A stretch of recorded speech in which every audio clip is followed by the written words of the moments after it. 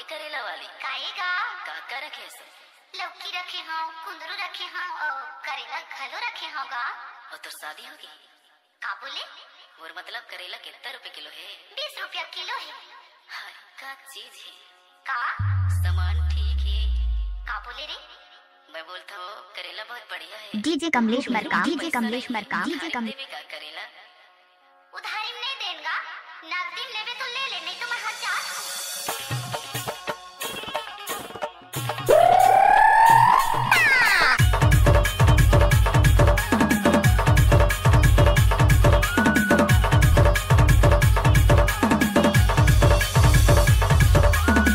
DJ Kamlesh Markam.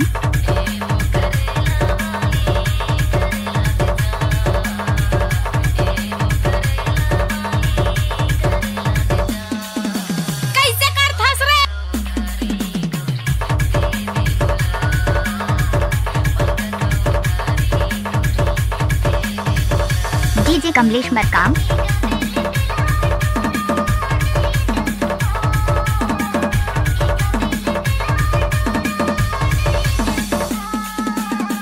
Excuse me, please.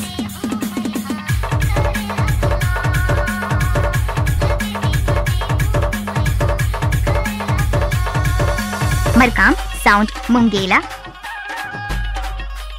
DJ Kamlesh Markam.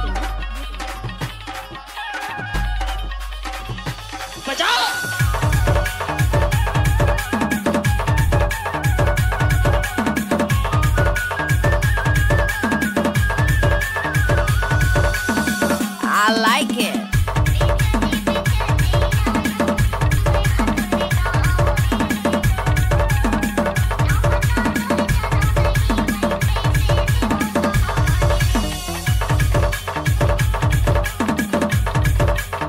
Markam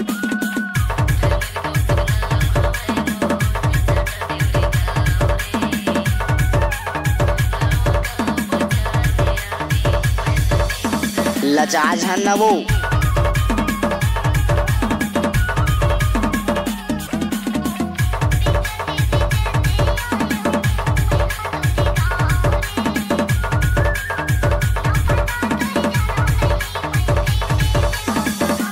ऐसे कर था।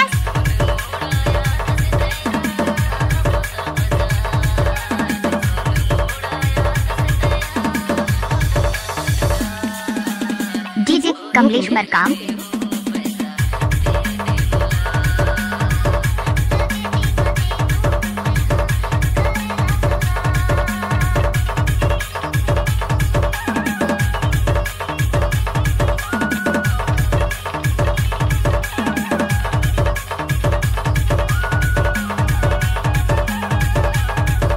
मरकाम साउंड मुंगेला।